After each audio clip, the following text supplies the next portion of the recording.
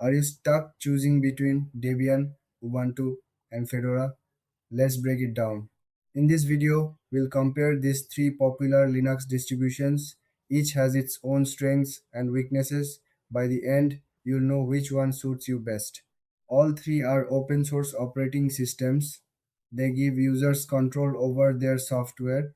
They also offer a wide range of applications, but they differ in how they are set up and maintained. First, let's talk about Debian. Debian is known for its stability. It has a large community that focuses on security. It may not have the latest software right away, but it's reliable for users who want a solid system. Now, let's look at Ubuntu. Ubuntu is based on Debian but aims to be more user friendly. It has a polished interface and great support for new users. Ubuntu gets regular updates and has a strong focus on ease of use. Finally, we have Fedora. Fedora is known for being on the cutting edge. It often includes the latest features and software.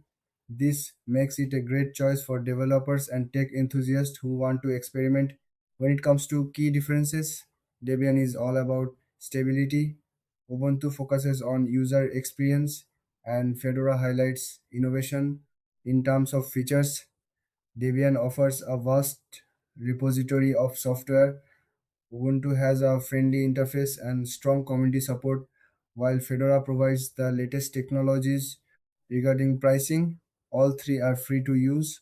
However, Ubuntu offers paid support options if you need extra help.